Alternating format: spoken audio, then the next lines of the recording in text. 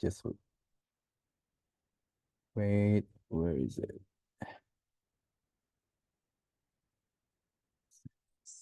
Yes, this is.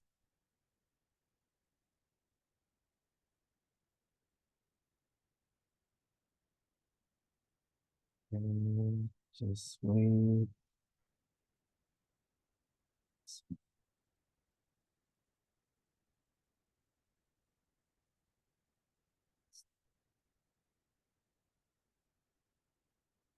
Bentar ya.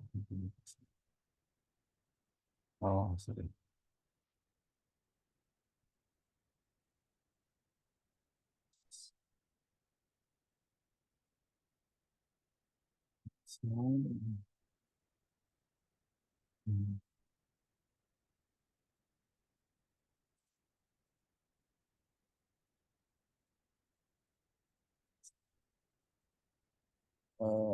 Ini kenapa tidak bisa ini ya?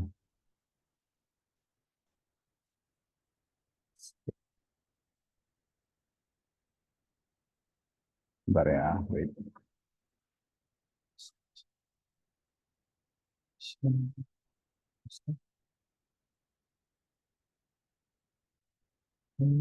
Oke, baik.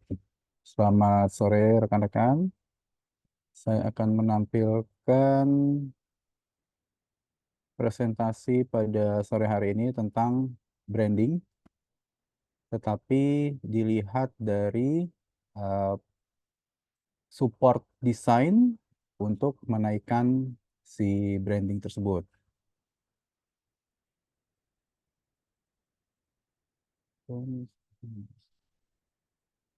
Right, video.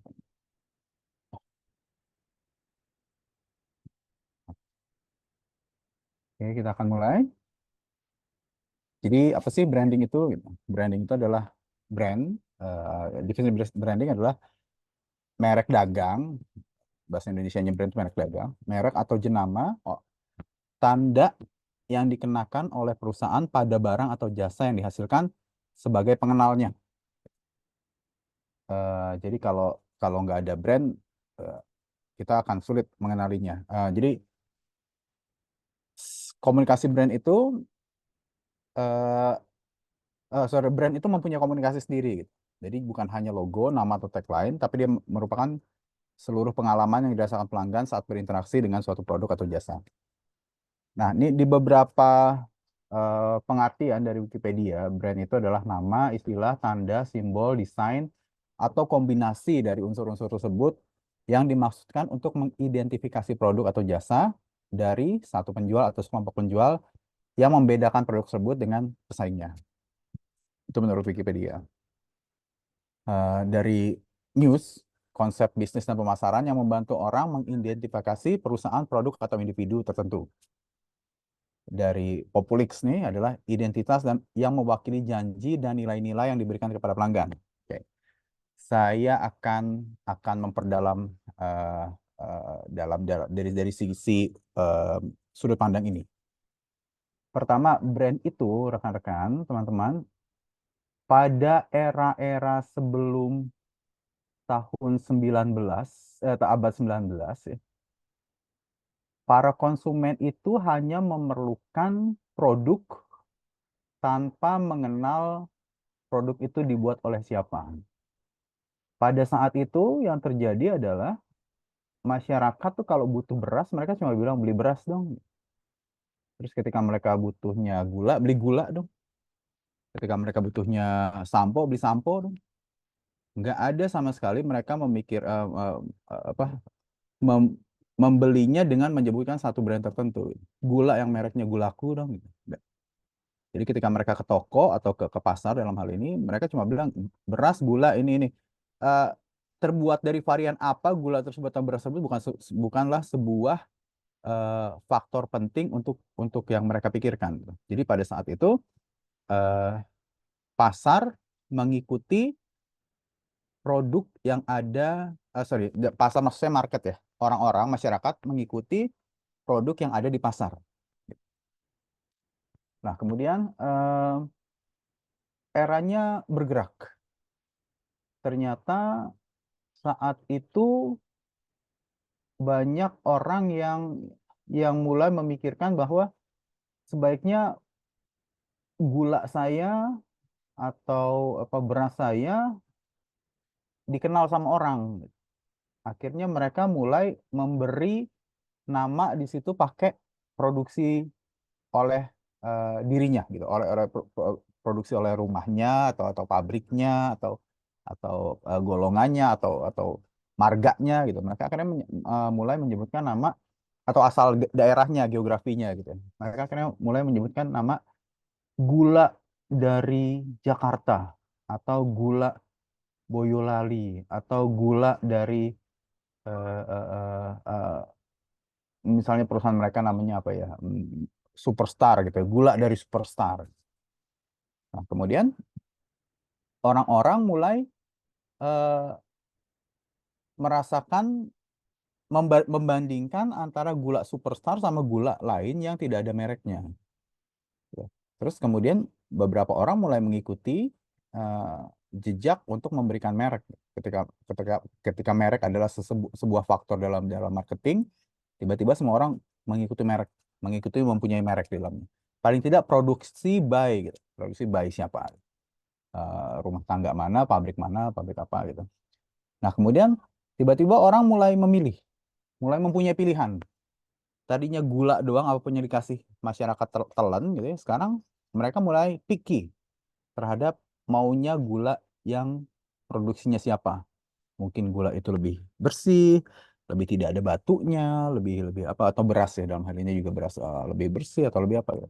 Akhirnya eh, orang-orang mempercayai satu nama brand ketika membeli produk yang diinginkan. Kemudian muncul tahapan baru, yaitu tadi tulisan ya, tulisan nama gitu. Kemudian mereka eh, mempunyai logo yang mereka jadikan satu satu acuan, hmm, bahwa logo ini adalah berasal dari rumah atau produksi yang sama, tetapi memang punya beberapa jenis produk. Misalkan tadi gula, ada garamnya, ada apa, ada bawangnya, ada apa. Nah, tapi mereka bilang ini dari grup yang sama. Nah, grup yang sama ini kemudian membentuk satu tanda yang mencitrakan bahwa ini punya grup saya loh. Nah, itu kemudian logo, disebutnya logo. Ada cerita waktu itu ya di rokok yang namanya Bentul itu. Waktu itu dia kebingungan eh, gimana cara ngembangin pasarnya. Terus sama salah satu entah temannya, entah partnernya, dia bilang, coba deh kamu kayak merenung dulu gitu, merenung dulu di satu tempat gitu. Kemudian dia merenung berapa berapa lama saya kurang paham juga. Terus ketika balik, dia belum menemukan ide apa-apa nih. Kenapa, gimana supaya dagangannya laku, rokoknya laku, gimana caranya dia nggak tahu halnya, nggak tahu caranya gimana. Dan hasil perundangan dia juga tidak menghasilkan apa-apa, tidak ada wahyu turun, tidak ada wangsit yang turun gitu. Terus dia akhirnya ngelihat sebuah sebuah talas ya kalau nggak salah ya. Terus dia gambarlah talas itu di em, package-nya dia. Terus dia kasih nama Bentul. Eh, dan ini secara konsisten dia pakai di tiap pembungkus rokok yang dia keluarkan. Terus akhirnya Bentul mempunyai apa merajai pasarnya rokok di daerah tersebut. Nah, kemudian orang-orang berlomba-lomba akhirnya setiap rokok itu kemudian mencantumkan sebuah logo atau merek dagang yang kemudian ya sampai sekarang kita lihat lebih ketat lagi nih, tidak hanya logo dan namanya yang berbeda-beda, tapi rasanya tuh rokok, ukurannya tuh rokok, tembakau itu rokok beda-beda. Jadi di masa depan rekan-rekan akan muncul produk-produk yang variannya begitu banyaknya karena mereka harus menembak satu niche pangsa pasar yang spesifik, baik dari segi demografi, atau geografi, SAS, bahkan psikografis, bahwa seseorang ini introvert, maka cocoknya pakai baju yang begini, atau cocoknya pakai beli rokok tuh yang ini. Bahwa dia kemudian seorang yang gaul, maka cocoknya rokok yang rasa-rasa kopi nih.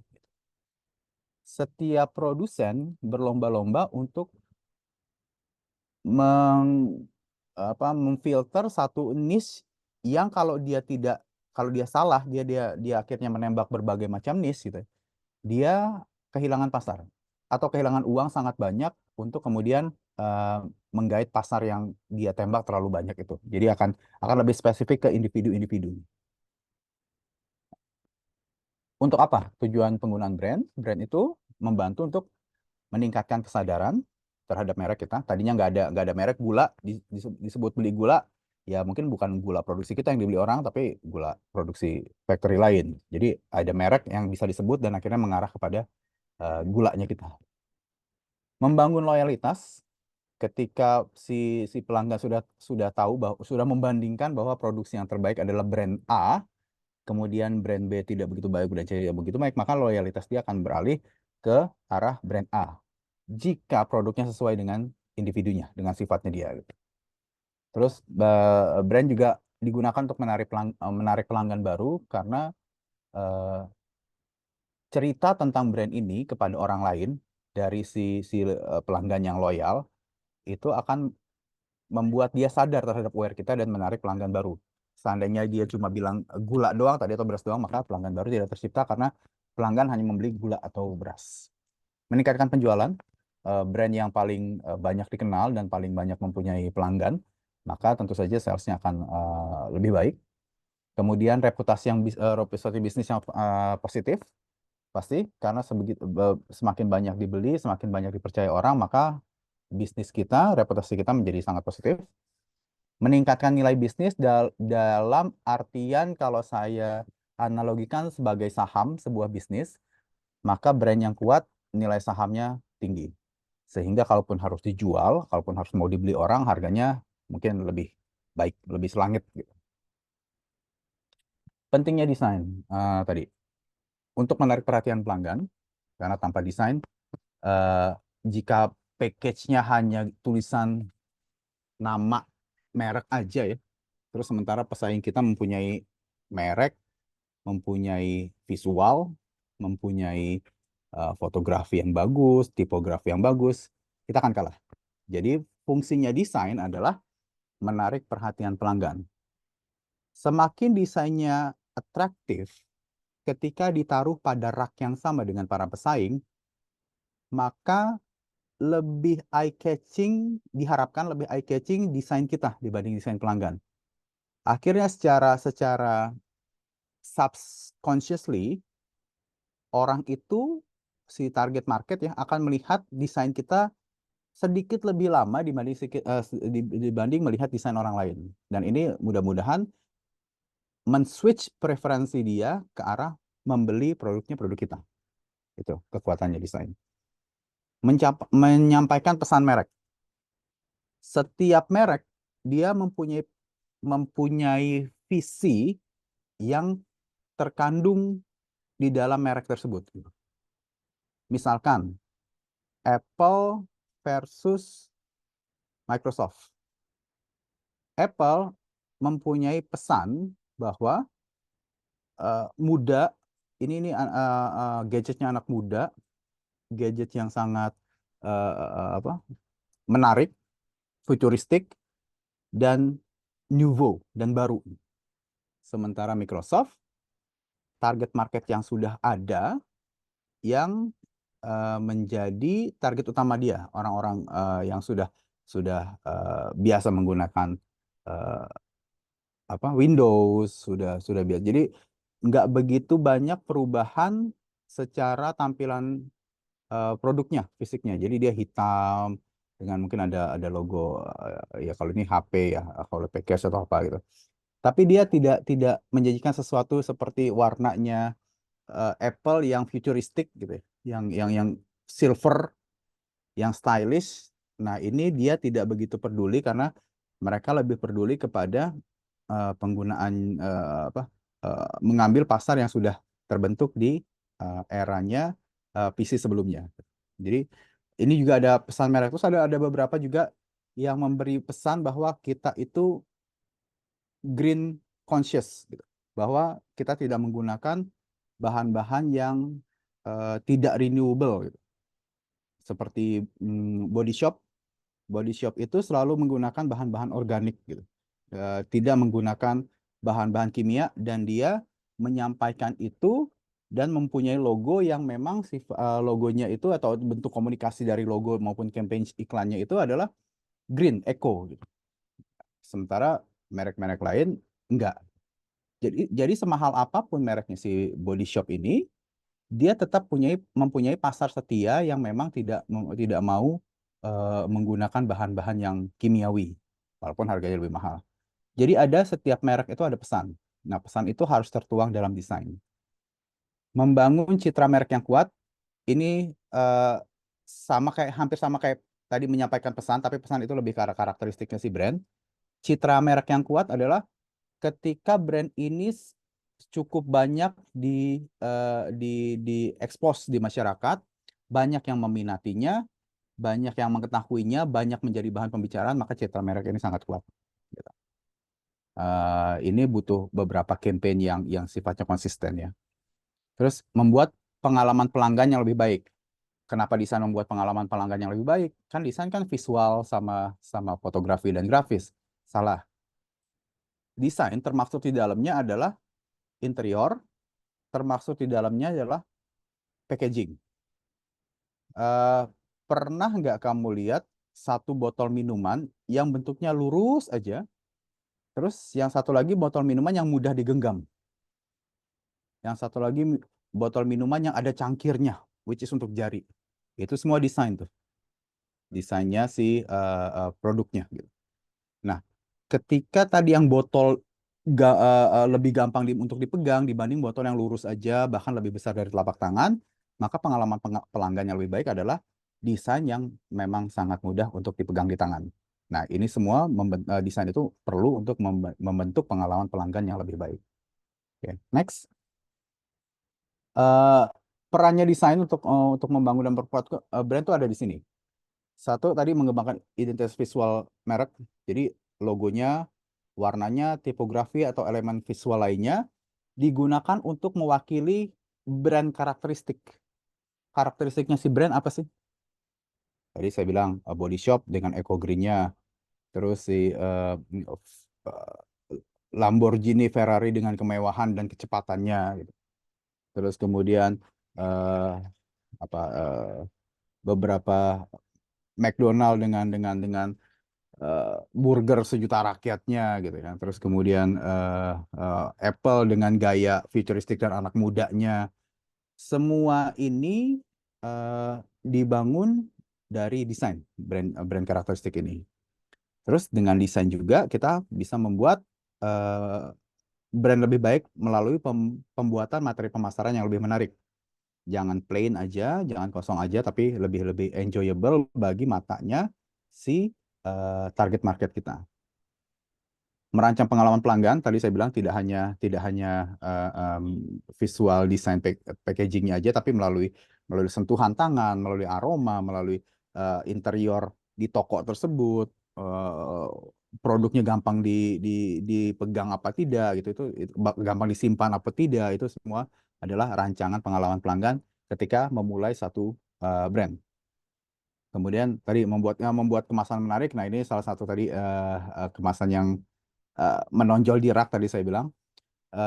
Kalau kalian perhatikan ya, di antara warna putih misalkan odol gitu ya, terus kemudian saya taruh sebuah packaging warna merah, maka itu akan lebih eye catching dibanding segerombolan odol yang warna lebih cerah gitu.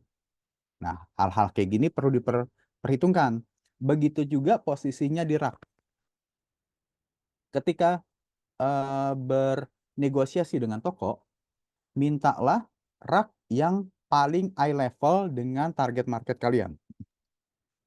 Target market kalian ibu-ibu Indonesia, maka kira-kira 165 cm gitu ya. Eye levelnya di mana tuh? Di rak yang keberapa?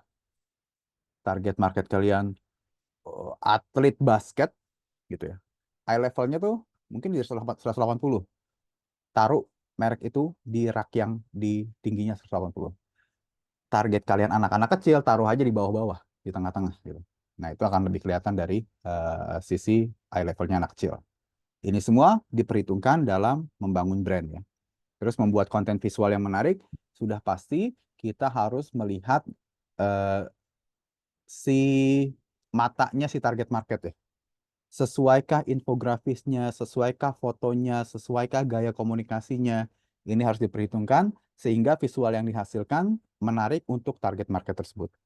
Which is akan memperkuat brand ketika dia memilih desain yang menurut dia bagus. Elemen pada desain apa aja sih? Yang utama tuh ada 5. Nanti akan lebih banyak berkembang lagi, tapi utama tuh ada 5 yang perlu kalian ingat. Bahwa setiap ada desain, tampilkan di sana logo, warnanya perusahaan, warnanya si produk, tipografinya, gambar dan grafisnya, tata letaknya. Ini adalah 5 elemen yang harus menjadi concern bagi para desainer dalam sebuah brand. Logo. Logo adalah simbol grafis yang mewakili sebuah brand. Logo yang baik harus mudah diingat, serbaguna, dan sesuai dengan identitas brand. Pembuatan logo sudah harus dibuat dengan mendasarkan visi bahwa produk ini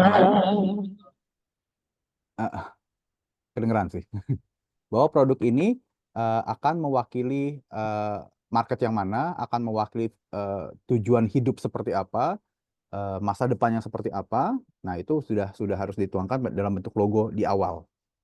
Contoh logo Nike, Apple, Adidas. Ini contoh-contoh merek logo yang sangat terkenal dan mudah diingat ya. Terus kemudian elemen pada desain berikutnya adalah warna. Salah satu elemen kuat warna karena dapat membangkitkan emosi, asosiasi benda tersebut kepada pengalaman masa lalu atau preferensi dia, si target market, dan makna tertentu yang diinginkan oleh si brand. Contoh, warna merah dikaitkan dengan gairah, cinta, bahaya. Warna biru, ketenangan, kepercayaan, dan stabilitas. However, teman-teman, tidak semua warna berlaku sama dari budaya ke budaya, dari demografi ke demografi, dari umur ke umur. Contoh, merah walaupun disandingkan dengan power, passion, energy, fearlessness, strength, excitement, tapi ada beberapa budaya yang bilang, oh ini warna bahaya, jangan dideketin ah. Bahwa ini warna kebahagiaan di Cina misalkan ketika di Imlek, bahwa ini warna kebahagiaan. Yang satu di Amerika ini warna bahaya. Ketika dua-duanya menjadi target market kita, kita akan bingung. Warna merah di kedua-duanya itu bakalan berbeda pemaknaannya nih. Maka buatlah warna yang sesuai dengan target market kalian sesuai mungkin.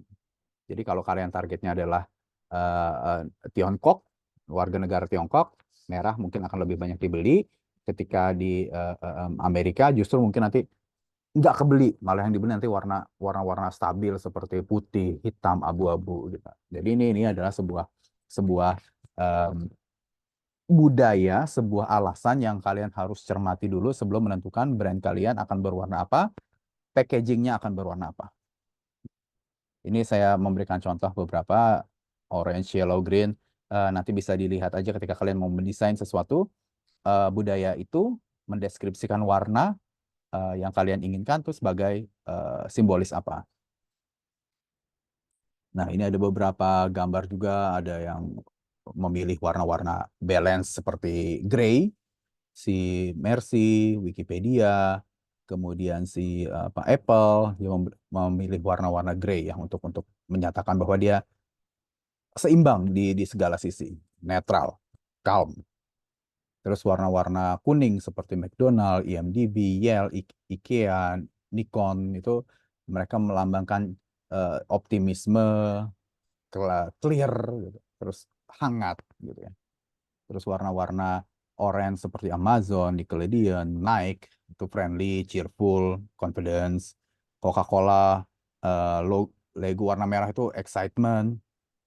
muda, bold. Sekali lagi nggak selalu sama di setiap budaya ya. Jadi mungkin kalian nggak setuju dengan pendapat ini. Memang preferensi kalian akan berbeda satu sama lain. Cuma akan ada satu preferensi umum yang kalian bisa jadikan patokan lah. Warna merah itu sebaiknya apa, dipakainya di mana gitu.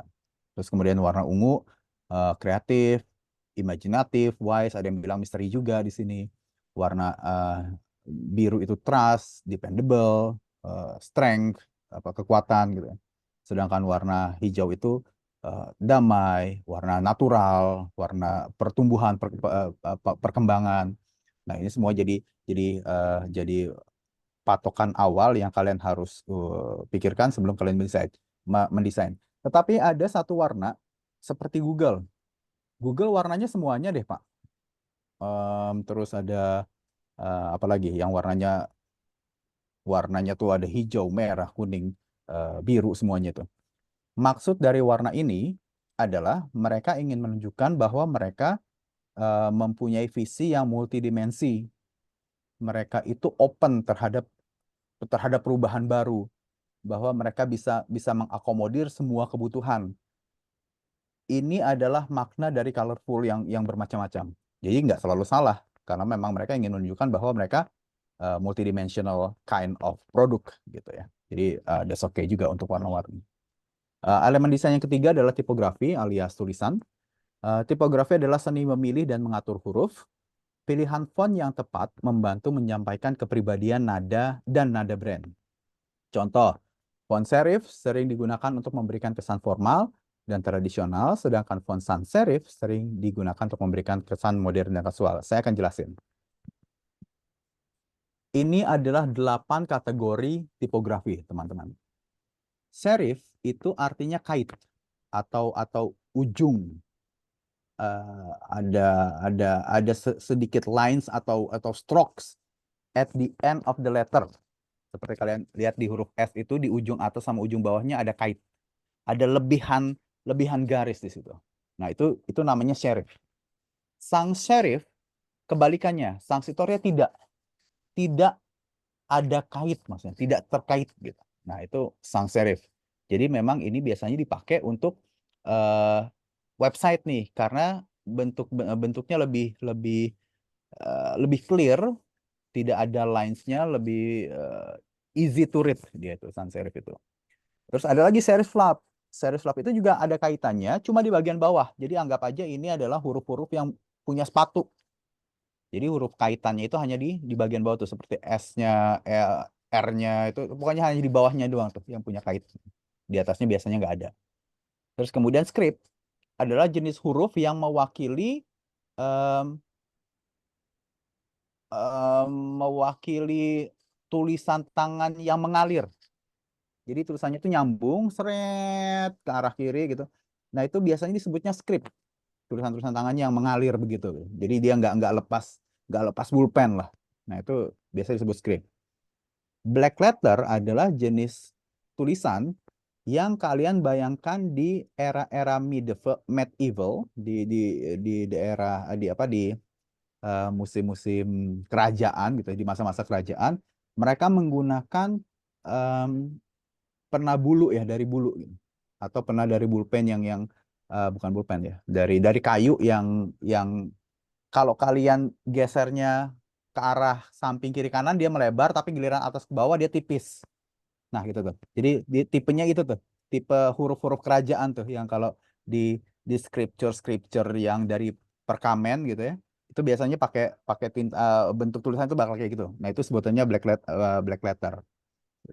Terus kemudian mono adalah sebuah sebuah tipografi yang mewakili ukuran atas, samping kiri, kanan, atas bawah dari satu huruf ke huruf lainnya sama semua.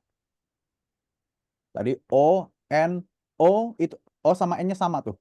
Atasnya sama, lebar kiri kanannya sama, nanti S-nya juga sama, R-nya juga sama, Z-nya juga sama. Nah, itu sebutannya yang senada itu sebutannya adalah scriptnya mono gitu. Terus kemudian hand written itu memang sebuah tipografi yang di di sebuah tipografi yang memang dimirip-miripin sama tulisan tangannya ya orang-orang pada umumnya lah. Nah, itu sebutannya handwritten. Banyak jenis kayak gini. Jadi lebih human. Tipografi ini lebih human maknanya gitu. Kemudian dekoratif adalah selain semuanya itu. Dekoratif itu ada huruf-huruf yang bergaris-garis, huruf yang tengahnya kosong, pinggirnya ada stroke, huruf yang futuristik.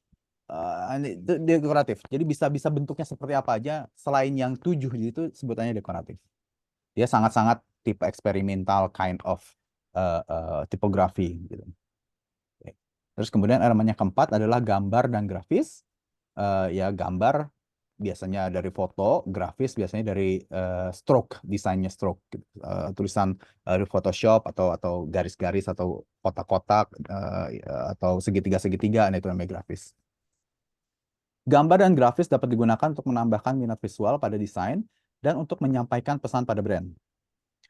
Foto produk dapat digunakan untuk menunjukkan produk secara realistis, sedangkan ilustrasinya atau grafiknya dapat digunakan untuk menyampaikan cerita atau ide. Ini contoh beberapa yang bagi saya sih secara visual, wow, sangat kreatif, sangat menceritakan eh, apa yang ingin dikomunikasikan oleh brand tersebut gitu ya. Kita lihat ke kiri atas tuh, si bapak-bapak gendut bersender eh, ke arah ujungnya billboard dan kemudian billboardnya terangkat. Luar biasa kreatif sekali. Terus dia pakai tulisan Time for Silberman Fitness Center. Wow, gambarnya gampang, tapi maknanya tuh luar biasa. Kiri bawahnya itu dari kepolisian, itu jangan sampai berada terlalu dekat dalam ketika ketika di depannya ada truk, nanti bisa remuk. Nah, itu juga sangat kreatif sekali billboard yang dituangkan di situ. Kemudian ini ada perusahaan painting yang dia kemudian membuat satu ilustrasi tumpahnya kaleng desain dia di dinding sampai ke lapangan parkir. Sungguh, bahkan ada mobil yang diwarnain hijau juga sama mereka. Powerful image banget ini bagi orang-orang yang melihat gitu. Terus kemudian si pizza di bawah ini juga sampai sampai pizzanya tuh mau diceritakan bahwa ini leleh banget nih kejunya gitu. Sampai dia membuat pizzanya terjatuh dari billboard. Visual-visual yang sangat kuat, grafis-grafis yang sangat kreatif sekali menurut saya. Elemen kelima adalah tata letak. Tata letaknya itu yang perlu diperhitungkan. Tata letak adalah cara elemen desain diatur pada halaman atau layar. Tata letak sebaiknya mudah dibaca, seimbang, dan menarik. Contohnya tata letak grid digunakan untuk mengatur keteraturan antara beratnya sisi kiri sama sisi kanan seimbang, atau sama bawah seimbang, itu grid. Semuanya tuh grid. Apa namanya grid ya? Garis gitu ya. Kemudian tata letak biasa disebut tata letak simetris. Jadi antara antara ruang harus imbang. Sedangkan tata letak asimetris digunakan untuk menciptakan rasa kegembiraan dan dinamisme. Asimetris ini contohnya adalah ketika warna terang ada di sisi kiri, maka warna gelap ada di sisi kanan. Nah, ini adalah keseimbangan secara asimetris sebutannya. Nah, ini juga tata letak yang harus diperhitungkan oleh desainer. Harus balance tuh. Kita lihat balance ada garis tengah, terus kekuatan di kirinya 3, di kanannya 3. Atau mungkin mau mau ditaruh di kiri semua, alignmentnya boleh juga. Kanan semua, alignmentnya boleh juga. Tapi harus ada keseimbangan di situ. Jangan jangan satu kiri, satu kanan, satu atas, satu bawah, berantakan. Jangan sampai. Harus balance semuanya. Terus ditekankan kepada emphasis ditekankan pada satu elemen yang emang mau jadi tujuan utama dari kampanye itu. Jadi elemen tersebut dibesarkan atau dikuatkan. Misalnya ada gambar apa ya, sepak bola gitu ya, maka bolanya dibesarkan. Terus ya gambar gambar belakangnya rumput, gawang itu nggak terlalu besar, nggak apa-apa gitu. Kontras adalah sisi pewarnaan. Ketika yang satu warnanya terang, yang satu warnanya lebih gelap, ini bisa digunakan juga untuk membuat gambar tersebut lebih kuat di sisi mananya. Jadi kalau kita mau ibaratnya satu spotlight gitu ya. Nah, yang warna terang itulah yang menjadi eh, inti dari campaign si brand dibandingkan warna yang digelapin atau diblur. Itu juga itu namanya kontras. Hierarki adalah pesan yang paling kuat harus lebih besar atau lebih atas atau lebih bold dibandingin pesan-pesan yang tidak begitu ditonjolkan. Itu nama hierarki. White space, white space ini artinya ruang putih ya, tapi sesungguhnya artinya itu empty space, ruang yang nggak ada elemen desainnya. Nah, itu nggak ada tulisan di situ, nggak ada gambar di situ, nggak ada grafis di situ. Fungsinya adalah untuk membuat desainnya lebih bernafas gitu, lebih breathable dibanding semuanya pack. Tulisan, gambar, grafis. Enggak gitu juga. Itu salah satu kesalahan umum yang sering terjadi, terlalu compact dalam mendesain. Nggak bagus karena si pemirsanya itu, si audiensnya itu akan kebingungan informasi yang mana yang mau dia baca dan jelek secara struktur layout dan mereka kira nggak baca. Otaknya nggak mampu melihat titik poin utama yang ingin dikemukakan oleh desain itu. Nggak mampu ngelihat. Saking banyaknya informasi dilontarkan dalam detik yang sama. Gitu. Jadi white space itu perlu. Rhythm adalah ketika kita mau lihat matanya si audiens bergerak dari kiri ke kanan, ke bawah kiri, ke bawah kanan. Gitu. Maka itu ada satu pattern yang kecil aja yang menunjukkan cara bacanya begitu loh. Ada satu hierarki yang kita juga bisa buat bahwa cara bacanya begitu. Nah itu jadi ada beberapa poin yang satu kuat nomor satu, yang satu kuat nomor dua, yang satu lagi kekuatannya di level 3 gitu ya. Jadi sehingga bacanya tuh orang tuh bisa lebih luas. Kalau nggak ada ritme kayak gini, dia mau baca dari mana duluan, kadang-kadang orang salah bacanya. Misalkan dalam sebuah desain untuk exhibition gitu ya, mereka hanya ingin menampilkan bahwa yang paling kuat nih pertama adalah eksibisi itu bergerak di bidang F&B, itu biasanya lebih gede dibandingin nanti eksibisi itu berlangsung pada jam 10 sampai jam 9 malam pada weekend keberapa. Nah, itu lebih lemah itu kekuatan desainnya, besarnya, boldnya, tipografinya, warnanya lebih lemah dibanding datangilah eksibisi F&B terbesar di Jakarta misalnya gitu. Nah, itu bentuk kalimat yang lebih besar dibanding yang lain. Tapi dia harus punya geseran mata tuh bergeraknya kemana harus harus diperhitungkan oleh si desainer. Gitu. Nah, terus gimana cara kita mengukur kesuksesan desainnya brand kita ini? Gitu. Cara ngukurnya pertama pakai feedback dari konsumen. Jadi kalau kita berhasil memberikan survei gitu ya, secara online atau offline, tanyain pendapat dia tentang desain brand kita gimana. Nah, kalau mereka salah seorang yang tidak bias ya, mereka kan bilang bagus, mereka kan bilang jelek. Gitu. Tapi survei adalah salah satu cara mendapatkan feedback dari konsumen. Gitu. Terus kemudian wawancara juga, tanya aja. Di wawancara bahkan kita mendapatkan pemahaman yang lebih dalam lagi tuh, karena wawancara itu sifatnya biasanya nggak close question ya, dia open question ya. Jadi uh, ketika si konsumen menjawab, kita susurin aja, kita lebih dalemin aja jawaban itu, kita terusin aja sampai dia uh, memberikan alasan di balik ucapannya itu. Nah, itu sesi wawancara. Terus kemudian kita pakai user testing juga bisa. Uh, yang saya pernah ketemu ya dalam dalam user testing ini, ketika waktu itu ada sebuah brand mobil baru. Mobil baru ini logonya ditutup. Dia looks-nya sporty, tapi logonya ditutup. Terus datanglah nih segerombolan calon pelanggan mereka. Ditanya nih tentang tentang brand ini. Dia perhatikan tentang brand ini gitu. Pertama dia perhatikan tentang perilakunya si para target market ini terhadap brand mobil yang tertutup itu. Ada yang berdecak kagum, ada yang berhati-hati karena ini brand apa nih, apa nggak terkenal kali gitu. Ada juga yang ya tidak hirau sama sekali gitu, nggak dipedulin sama sekali. Tapi ini adalah jenis testing yang perlu kita yang bisa kita lakukan untuk melihat brand kita terhadap dari matanya si konsumen. Jadi bagaimana pelanggan berinteraksi dengan brand kita itu. Terus kemudian bisa juga kalian menganalisa melalui media sosial dengan memantau percakapan online tentang brand kita dan sedang dibicarakan positif atau negatifnya sih brand kita di mata masyarakat, itu bisa dicek di analisis media sosial. Terus cara lainnya mengukur kesuksesan desain brand adalah dengan meningkatnya brand awareness.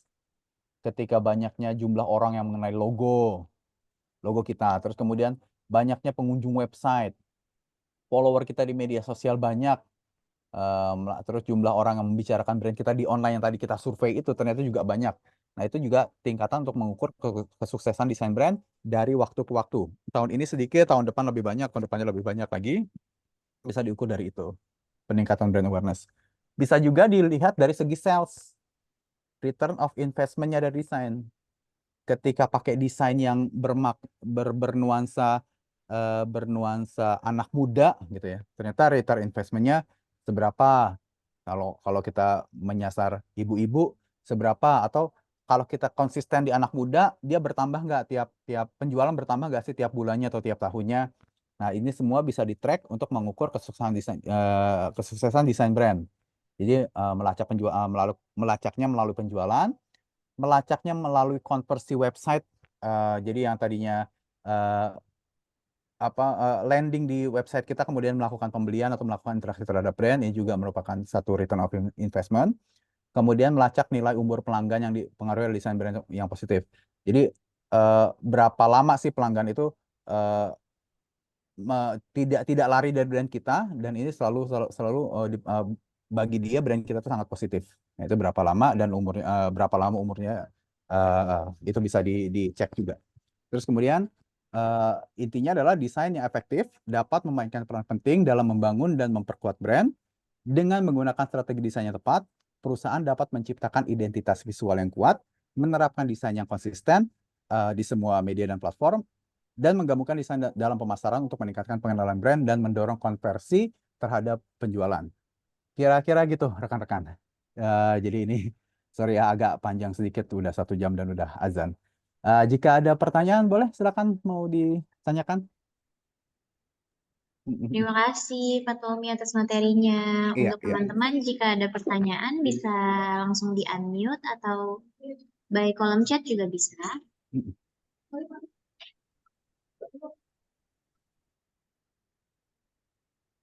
Ini akan perlu ya rekan-rekannya desain ini ketika kalian akhirnya berada dalam satu bentuk entrepreneurship atau di hire di divisi yang sifatnya sales dan marketing.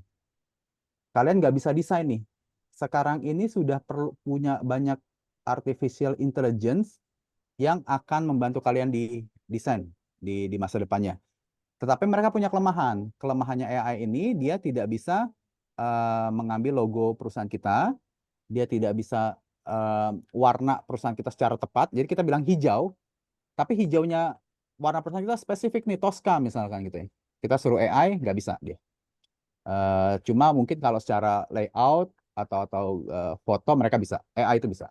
Tapi nanti ke depannya nggak tahu ya, mungkin lebih baik lagi. Jadi tim desain di bawah kalian atau tim desain yang bekerja sama dengan kalian ketika kalian dalam posisi sebagai entrepreneur atau marketing, sudah harus dikasih guideline tentang desain, tentang logo. Misalkan gini, logo pada Instagram harus selalu di kanan atas ya. Website www.perusahaan.com harus ada di kiri bawah ya. Terus logo, ruang putih dari logo sampai ketemu visual atau ketemu gambar lainnya itu harus berjarak 1 kali lipat dari logo. Jadi kalau masih di bawah 1 kali lipat nggak boleh kena desain sama sekali. Manual guidelines terhadap brand ini kalian harus buat. Bahwa gaya komunikasi kita feminis, maka tekankan warna-warna soft. Itu harus dibuat. Terus warna softnya kalau ada font itu bukan font. Tone itu kan ada FFF 1234. Nah, itu warna biru yang kayak gimana. FFF 1235 itu warna biru kayak gimana. Itu dicatat Tuh warna birunya itu tuh, kodenya itu dicatat. Brand guidelines ini yang akan ketika desainer kalian kemudian pindah atau mutasi, asal ada manual line ini, manual guideline ini, maka itu siapapun desainer yang masuk kalian kasih aja. Udah akan sama tuh, gitu. Sangat penting desain ini dalam pemasaran. Tahu nggak sih kalian kalau bahwa kita itu ya, setiap harinya menerima hampir 300 brand selama 24 jam. Dari buka mata sampai tutup mata, ada kira-kira 300 brand. Seharian itu 24 jam itu. Jadi ketika kita bertarung di brand apa, kita punya apa ya? Kita punya sepatu. Gitu. Ketika kita bertarung di brand sepatu, kita bersaing tuh bukan hanya brand sepatu aja tuh. Odol, terus kacamata, topi, baju. Itu yang mana yang masuk ke otaknya eh, pangsa pasar kita tuh. Nah, itu luar biasa tuh untuk memasukkan sebuah brand sepatu ke dalam otaknya mereka, sedangkan setiap harinya mereka digempur oleh 300 brand. Jadi itu juga sesuatu yang benar-benar harus diperhatikan, cara komunikasinya, visual billboardnya kayak gimana, iklan TV-nya seperti apa. A lot of work, tapi fun, paling fun di dunia kreatif itu. Jadi silahkan kalau ada yang mau ditanyakan. Eh,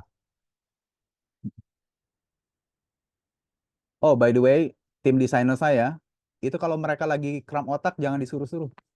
Biarin aja. Mereka mau nyomai, nyomai, gitu. Mau ngerujak, sana, sana. Gitu. Ketika mereka sudah fit, baru kalian bilang, tolong kerjain ya, bikinin billboardnya ini. Jangan sampai ketika ketika masih kram otak mereka lagi itu, terus kalian marah. Mana sih nggak selesai? Nggak akan selesai kalau kita marahin. Jadi tim desainer punya ideologi sendiri terhadap kreativitasnya. Biarin aja. Salah satu tim yang paling santai itu tim desainer. Gondrong, baju compang-camping. Aduh, santai banget deh. Kalau kalian nanti suatu saat di dunia profesional kalian tuh gayanya desainer. Yang gaul-gaul banget, yang belangsak-belangsak banget. Baju robek-robek, celana robek-robek. Sebodoh amat mereka. Luar biasa yang desainer tuh. Gitu. Mangga kalau yang mau ditanyain. Boleh teman-teman untuk yang mau bertanya, bisa langsung di kolom chat atau di unmute. Mm-mm. Mbak Indah, Iya, boleh ada di dibacain kolom nggak? chat ya, Pak. Mbak Nasya. Boleh.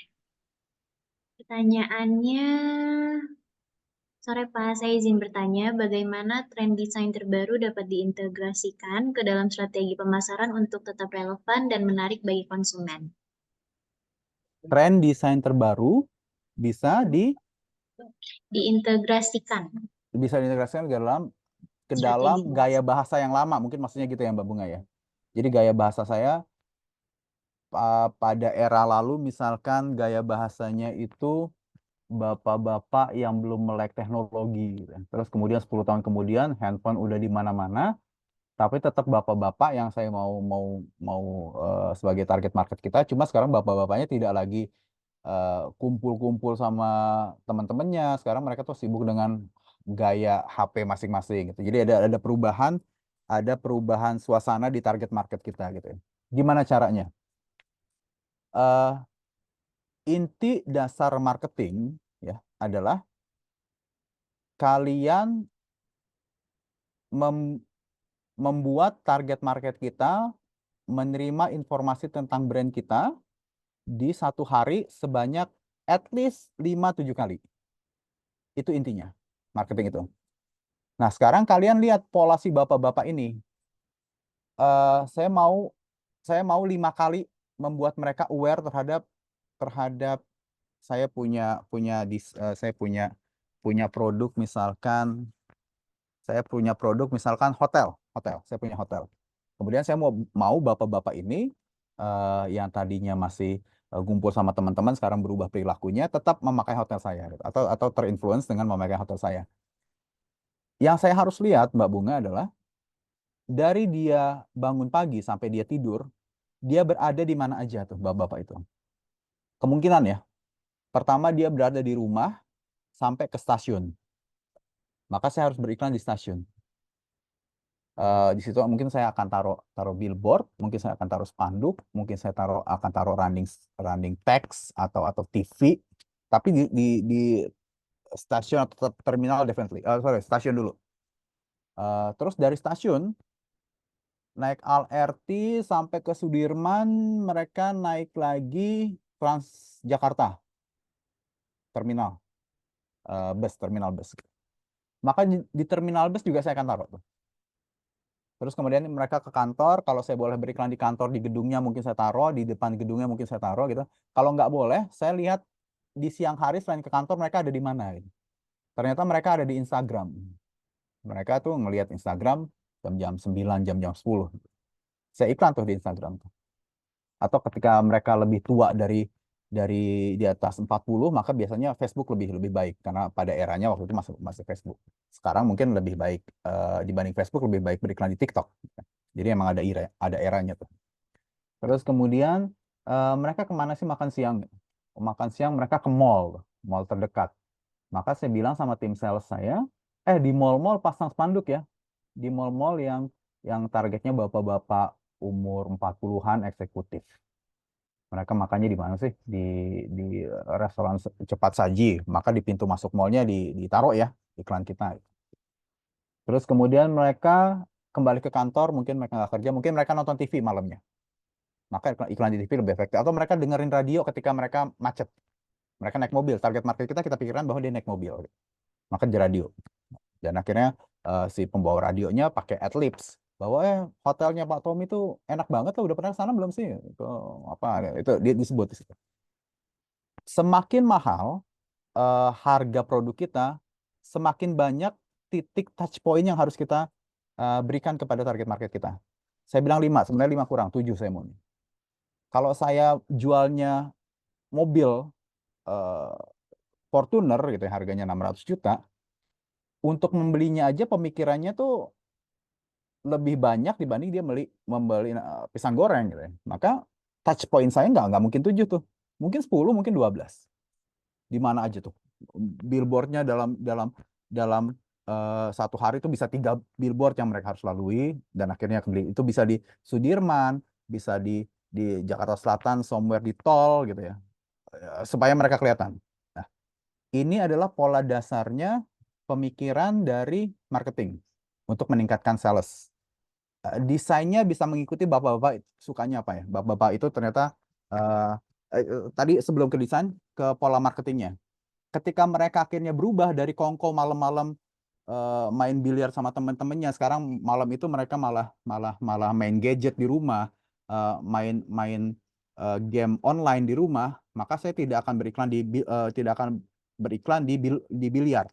Misalnya mereka tanya biliar atau bowling atau golf atau malam itu tenis gitu. Saya tidak akan ke sport. Ternyata mereka sekarang main game. Bapak ini ternyata sekarang main game. Maka iklan saya akan mengacu pada perilaku ini. Bahwa saya akan beriklan di game. Di website-website game. Di majalah-majalah game. Nah, itu perilakunya itu. Desainnya kemudian, desain mewakili visinya si perusahaan. Jadi sebaiknya jangan banyak perubahan. Ketika dari awalnya kita sudah menggunakan warna hijau untuk menunjukkan bahwa kita natural, bahwa kita green, eco conscious gitu ya. Bapak-bapak ini berubah dari kongko-kongko menjadi main game di malam hari, jangan dirubah karena ini gaya bahasa dari brand kita. Gitu. Bahwa brand kita sifatnya natural, bukan bukan penuh kimia, bukan penuh penuh artificial obat gitu ya. Tapi natural memang semua yang kita produksi jamu itu semuanya natural. Jadi dari segi desain sebaiknya jangan banyak perubahan. Boleh berubah, tapi dalam jangka waktu yang cukup lama ya. Let's say 5 tahun, nanti ada perubahan. That's okay lah. Tapi kalau tiap tahun berubah, sebaiknya jangan. Tapi gaya marketingnya dan gaya ngomongnya berubah. Di era saya sekarang, aku, kamu mungkin masih sesuatu yang masih saya ucapkan gitu ya. Tapi nanti ketika saya lebih senior dan tumbuh generasi Z yang baru ini, maka bro dan sis mungkin menjadi topik gaya omongan yang lebih memadai untuk menjual produk kita. Hey bro sis, ini itu nih. Gitu. Jadi gaya bahasa ini akan disesuaikan juga dari perubahan generasi, perubahan infrastruktur, perubahan gaya, perubahan budaya yang emang berkembang tiap zamannya. Let's say 10 tahun sekali itu berkembang. Jadi semuanya gaya bahasanya mungkin akan berubah menyesuaikan dengan generasi yang kita sasar tersebut. Gitu sih Mbak Bunga. Kalau Mbak Bunga ada satu kasus, saya coba bedah, tapi kalau kira-kira belum ada kasusnya, tapi mau secara globalnya, kira-kira begitu tuh. Desainnya jangan berubah, gaya komunikasi berubah berdasarkan perilaku itu nggak apa-apa. Gitu. Mudah-mudahan menjawab ya Mbak. Baik, ada pertanyaan selanjutnya ya Pak. Dan Mm-mm. saya ingin bertanya bagaimana cara mengukur efektivitas desain dalam pemasaran. Desain dan pemasaran. Eh, ada testing A dan B. Sorry, dari siapa itu pertanyaannya? Ada pencet. Hanya angka aja sih Pak. Dari 2022 440 ya. Ya, jadi eh, pertanyaannya adalah bagaimana cara mengukur aktivitas desain dalam pemasaran? Oke. Ada tes A dan B dalam satu desain. Sorry, dalam satu gaya komunikasi. Satu desainnya old school, satu desainnya futuristik. Ditawarkan kepada satu pangsa pasar yang sama. Cuma kita mau tahu efektivitas yang mana. Gitu. Di Meta, Meta itu Instagram dan Facebook ya. Ketika kita beriklan, dia ada fitur itu. Dia ada fitur ketika A sama B kita masukin dan beriklan pada satu demografi yang sama, nanti yang paling banyak yang mana yang dilihat itu yang masuk ke iklan. Udah ada algoritmanya. Nah, sekarang kita nggak pakai AI, kita nggak pakai teknologi robotik seperti itu. Gimana tuh cara menentukan efektivitas desainnya? Try and error udah pasti tuh, try and error. Coba satu semester pertama old school, ternyata hasilnya semana. Semester kedua kita coba old school, hasilnya lebih rendah apa lebih tinggi? Try and error. Teknik ketiga adalah sebelum desain itu muncul, sudah diambil beberapa sampelnya target market kita. Let's say tadi saya bilang bapak-bapak umur 40 tahun yang bekerja. Kita udah ambil bapak-bapak itu, kita tanyain desain ini ada dua alternatif. Menurut lo bagusan mana? Nah, keputusan mayoritas dari sampel yang kita pilih itu, itulah yang dipilih. Kita sebutnya kadang-kadang ini sebagai forum group discussion, tapi nggak tepat juga penamaan ini karena forum group discussion itu membahas biasanya pengembangan produk. Tapi ya, let's say ini pengembangan desain juga bisa ditanyain. Boleh. Terus eh, mau angka untuk mewakili kebenaran atau paling mendekati kebenaran dari desain mana yang lebih bagus itu adalah 100 orang. 100 orang itu bisa menjadi pedoman bahwa kita sebaiknya memakai desain A atau desain B. Nah, itu cara di awalnya. Terus hasil dari desain yang mana yang paling efektif itu ya kelihatan tuh dari jumlah follower, dari jumlah penjualan, dari jadi bahan perbincangan di dunia maya gitu. Nah, itu semua bisa diukur, bahkan kunjungan ke website pakai Google Analytics juga nanti bisa ketahuan bahwa konten yang mana yang paling banyak mendatangkan mendatangkan landing page orang yang datang ke website kita itu bisa kelihatan dari uh, pada bulan tersebut kita lagi desain itu lagi apa sih gitu. Jadi ini semua bisa melihat polanya. Nah, setelah kita mempunyai banyak data bahwa lebih baik akhirnya polanya old school, bahwa penjualan kita lebih banyak di bulan Juli, bahwa warna yang paling paling diminati adalah warna putih. Ini kemudian menjadi tolak ukur bagi pemasaran untuk bilang sama bagian produksi, "Hey, produksi, pada bulan Juli coba di daerah Surabaya bikinin sepatu yang warnanya putih ya. Dan di daerah Jakarta warna hitam ya, dan jumlahnya itu mungkin misalnya produksinya itu satu bulan 100.000 sepatu gitu ya. Surabaya itu mampu maksimal 30.000 loh, maka buatkan 30.000 ready stock di Surabaya. Dengan komposisi 80% warna putih, sisanya warna apa aja. Data-data ini gara-gara desain, terus yang kemudian mencerminkan terkonversi menjadi pembelian, dan kita sudah menganalisanya lebih dari 5 tahun, lebih tepat guna untuk melakukan pemasaran berikutnya dan produksi apa di pasar yang mana eh, pada desain kita berikutnya. Eh, Mudah-mudahan saya mampu menjelaskannya secara clear, tapi memang omongan saya adalah perkataan saya ini didasarkan sama sama realitas ya. Jadi secara teori mungkin saya tidak jago menggambarkannya gitu. Cuma kejadiannya akan sangat tepat jika saya mempunyai semua data itu. Uji coba, Google Analytics, eh, melihat pangsa pasar yang tepat, eh, apa ya lebih lebih lebih apa ya? eh, lebih lebih mudah saya jelaskan kalau kita sebenarnya ngelihat kasusnya satu misal. Tapi anyhow gitu. Tes, try and error, pakai robot, ataupun pakai berdasarkan data sebelum-sebelumnya. Duh, mudah-mudahan menjawab ya. 2024-440. Saya agak kesulitan menerjemahkannya ke dalam teoritis soalnya. Ya, baik. Mungkin untuk pertanyaan terakhir ya, Pak. Mm-mm, Dari Pak Rian Hanafi. Selamat sore, Pak. Izin mm-mm. bertanya, elemen apa yang paling penting dalam mendesain logo yang efektif dalam kuliner semisalnya, Pak? Kuliner ya. Oke, dari kuliner ada satu satu gambaran nih si Mas Rian. Kuliner itu warna seperti merah, orange, dan kuning ini disepakati hampir seluruh budaya bahwa ini adalah warna-warna yang mengeluarkan rasa lapar, rasa ngiler terhadap makanan nih, 3 warna ini. On the contrary, sebaliknya, warna biru adalah sebuah warna yang harus dihindari dalam kasus makanan. Entah kenapa warna biru ini walaupun di beberapa psikologi skalar artinya kalem, tetapi bagi em, dalam makanan mereka mengasosiasikan warna biru dengan racun, gitu. Jadi memang dalam dunia hewan gitu ya, semakin colorful semakin beracun, gitu.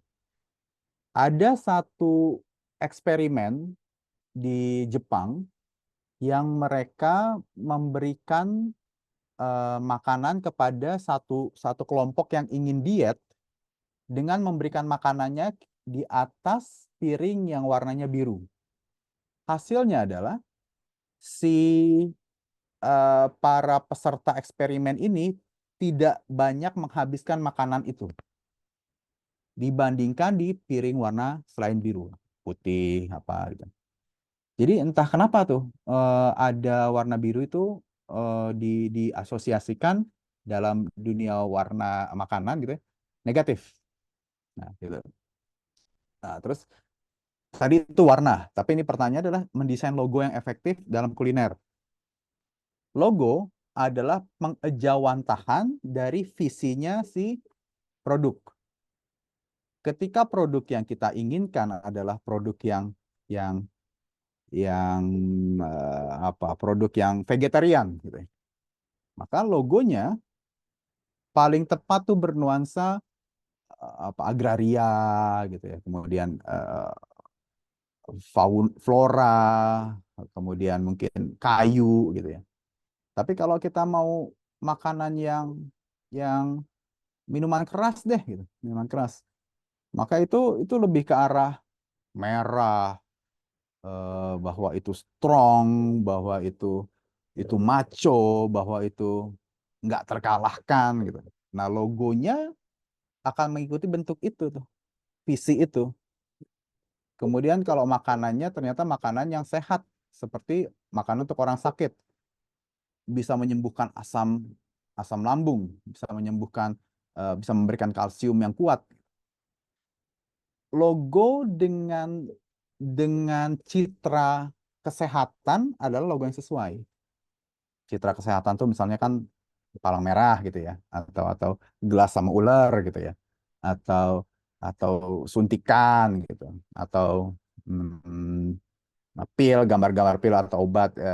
Nah, logonya mencerminkan kesehatan adalah yang tepat untuk jenis makanan yang di jenis makanan rumah sakit atau kesehatan itu. Jadi, Mas Rian, untuk mendesain logo yang efektif, Mas Rian tentukan dulu kuliner apa dan target market kuliner itu apa, kemudian diejawantahkanlah ke dalam logo. Jadi sangat bias, sangat bukan objektif, sangat subjektif penilaiannya. Nah, Mas Rian sebagai entrepreneur dari si kuliner tersebut udah harus mempunyai visi yang ditularkan kepada si desainer. Saya mau makanan saya itu untuk junk food deh. Saya maunya tuh emang emang nggak sehat sama sekali. Jadi emang junk food yang mudah didapat, bisa di mana aja. Maka gaya kecepatan waktu mungkin akan muncul di logonya tuh. Gaya tidak fresh seperti sayur-sayuran itu kan muncul di logo tuh. Nah, tergantung semua jenis makanannya dan pasar apa yang mau ditempuh itu akan uh, uh, membuat satu desain yang lebih baik terhadap kebutuhan visi itu. Itu Mas Rian. Tergantung visinya jadi. Mudah-mudahan menjawab ya. Baik, mungkin jika ada pertanyaan lagi bisa di kolom chat ya teman-teman. Mm-mm.